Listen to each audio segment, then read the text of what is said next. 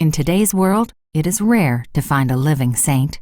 But despite all the problems in the world, God has a way of sending wonderful people who always selflessly stand behind you in the face of all odds, pains, and adversities. Such a person is Patty Choyce, who for her children and grandchildren has been a perfect mother and grandmother. Throughout her life, Patty has, without perhaps knowing it, become a living saint. While she is not a saint who is a great philosopher, martyr, or founder of a religious order, she has done something perhaps more important. As you watch the photos and video clips in this film, it will become clear that the one overriding thing that Patty did and still continues to do through this day was create a family and be there for her children and now her grandchildren. Despite all challenges and adversities that life confronts us with, she is the one person who is guaranteed to never, never to turn her back from you.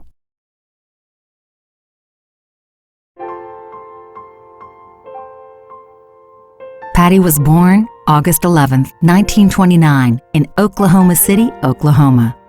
Her father, Dominique Pietravale, was born in rural Italy, in a village about 50 miles from Rome. Dominique, affectionately known as Pete, along with the rest of his brothers and sisters, emigrated to America in 1919, just after the end of World War I. Not looking for a government handout like many of today's immigrants, Pete embraced the American dream, becoming a successful salesman of the Comptometer, the first commercially successful key-driven mechanical calculator, the forerunner of today's PC. Pete married Mary Ellen Hogan of Edmond, Oklahoma. Mary Ellen's family originated from Ireland, and one of her grandfathers or great-grandfathers fought in the Mexican War of 1848 and was wounded.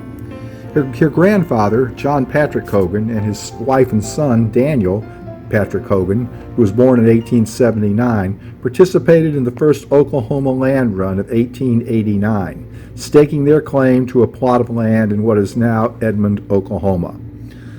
The pioneering Hogans became farmers. Daniel, commonly known as Poker, and his wife Ellen had 5 daughters: Honor, Inez, Mary Ellen, Donna Marie, and Ethel, and also a young son, Vincent Hogan, who in 1944 landed on the beaches of Normandy as part of the Normandy D-Day invasion of June 1944. Mary Ellen was a bright and popular student. She graduated first in her class at the Oklahoma State Teachers College in 1927 and was voted by her students as most popular. However, despite her great academic record and popularity, she was unable to get a teaching job following graduation because she was a Catholic. Later in her life, however, she became a legendary teacher, teaching 6th grade at St. Vincent's de Paul Catholic School in Houston, Texas, teaching well past her retirement age. Pete and Mary Ellen moved to Houston shortly after Patty was born. Patty and her sister Ellen were raised to be good Catholics. Patty attended St. Agnes Academy, a Catholic girls' school where she made friends such as Colleen Jennings that have endured as we sit here today. During her freshman year in high school, she met her future husband, Charles Choyce, at a school dance. Charles, exactly 1 year older than Patty, was smitten. A note in Patty's 1944 freshman yearbook marked the start of this wonderful relationship.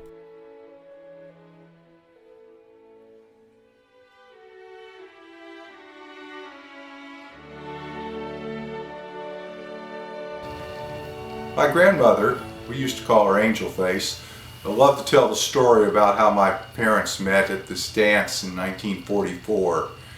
My father was a sophomore at St. Thomas High School in Houston, and my mother was a freshman at St. Agnes Academy, and they met at the dance, and the rest is history. My grandmother loved this part of the story because she said the day after the dance, she hadn't heard anything about the dance from Patty, but she was at a grocery store and heard a guy talking behind her saying, "Man, I found my girl at that dance last night, Patty Choyce." And she turned around there and there was my dad. And she said, "Wow." And I kind of like that story.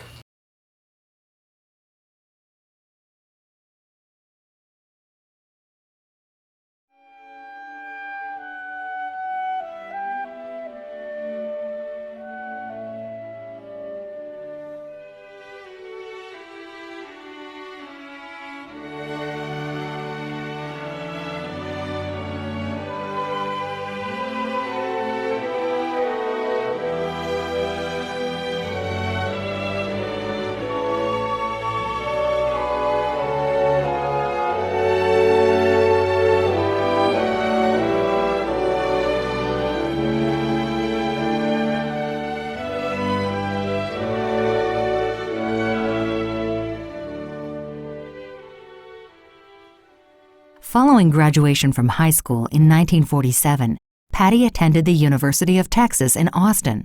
She distinguished herself with an excellent academic record and was a student leader, president of the Gamma Phi Beta sorority, vice president of the Panhellenic Society, vice president of the Orange Jackets, a service club, and a member of the Mortar Board Honorary Academic Society and an active member in the League of Women Voters and the Newman Catholic Center. Patty had an active social life at UT. Her exquisite good looks and charming smile made her a favorite at school dances. She always had a full dance card.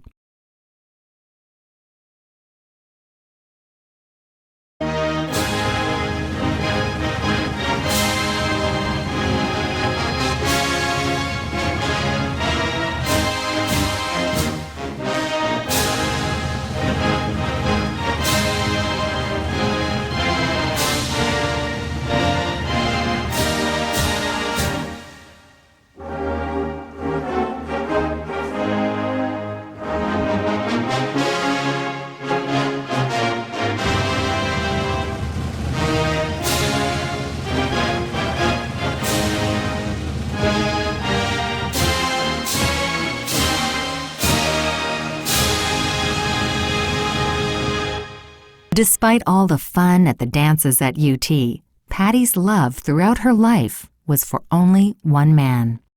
Shunning any pretense of any serious relationship during college, following graduation from UT, Patty rekindled her relationship with her sweetheart, Charles Choyce.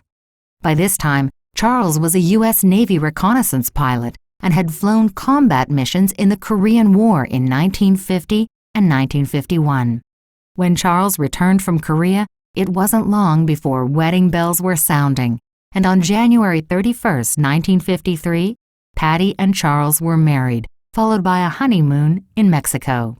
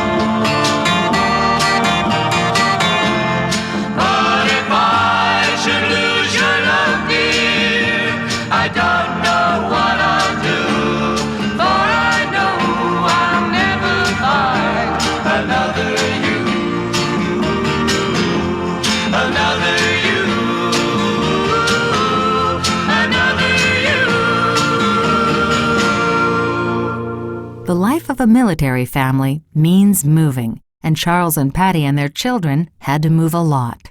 As we passed through the different places that they lived, Patty and her children had to overcome the challenges of a father and husband gone 9 months of the year, as well as the challenges and joys of new children, all while being required to uproot and move every 18 months or so.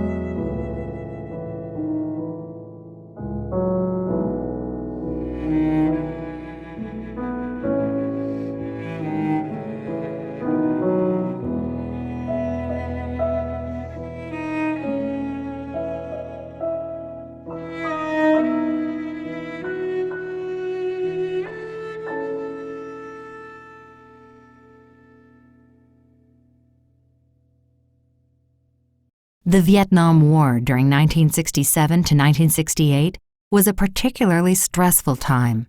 Following a disastrous fire on the USS Forrestal on July 29, 1967, Charles became the commanding officer of RVA-H-11, a reconnaissance squadron operating from aircraft carriers in the Gulf of Tonkin. Almost every day during the Vietnam War, the newspapers and television news would report American planes being shot down by surface-to-air missiles, anti-aircraft fire, and enemy fighters. Aerial combat was particularly challenging for the unarmed reconnaissance pilot, whose mission was to photograph targets for a follow-on bombing attack. The enemy usually didn't know the reconnaissance pilot was coming for such missions, but after the follow-on bombing, the reconnaissance pilot had to return and photograph the damage. On that return mission, the enemy knew he was coming, and their missiles and anti-aircraft batteries were primed and ready. Each night, the family watched the news and prayed for Charles' safe return. During early 1968, the Vietnam conflict escalated. As the commanding officer, Charles took on the most difficult and dangerous missions, but with God's help, he was able to return home safely in June 1968 after 2 long combat tours, one of which set a record for over 2 months of continuous air combat operations without relief. Patty was so happy to be attending events celebrating the change in command of RVA-H-11, which marked the end of Charles' direct exposure to deadly combat.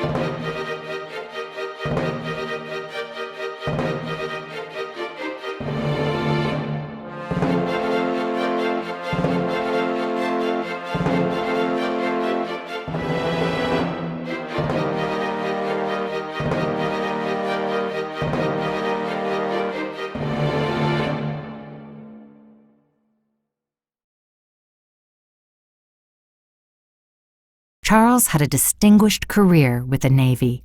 He became the executive officer of the USS Ranger and did 2 additional tours in Vietnam, managing the operations of this large aircraft carrier.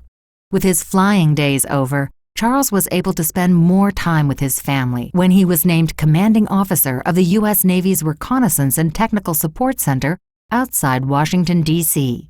Later, Charles became deputy director of the Defense Intelligence Agency, briefing the executive branch on combat operations during the 1973 Yom Kippur War between Egypt and Israel. The family trips during this time reflected a great relief from the stress of Vietnam.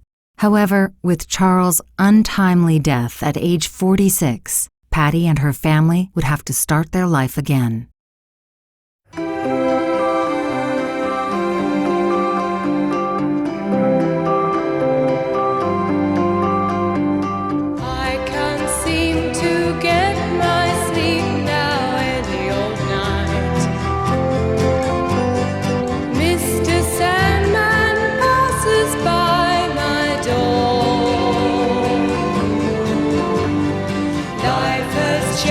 Since you've been there to say it's alright, you taught me to understand what I thought couldn't be. Don't mind missing sleep if I can see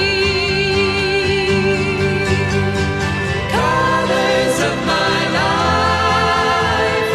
You've got love to fill my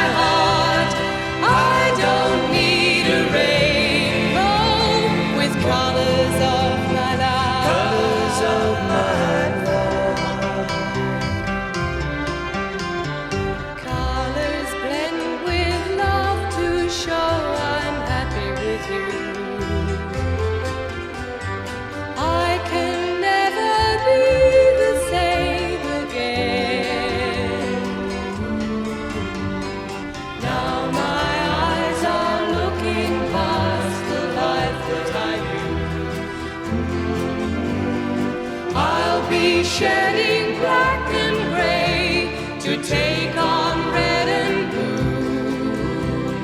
Colors I can feel like touching you.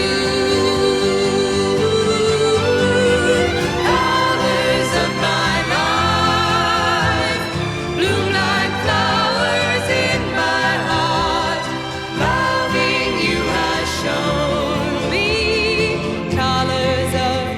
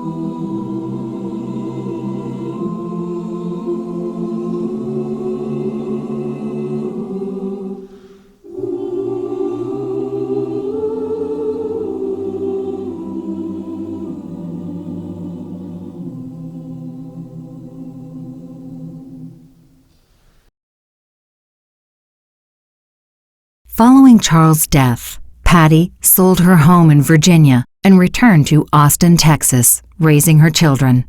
As the years passed on, her children married and had children of their own. As they progressed through life, Patty was always there for them, and as the number of grandchildren increased, Patty moved from Austin to Houston in 1998 to be closer to her family.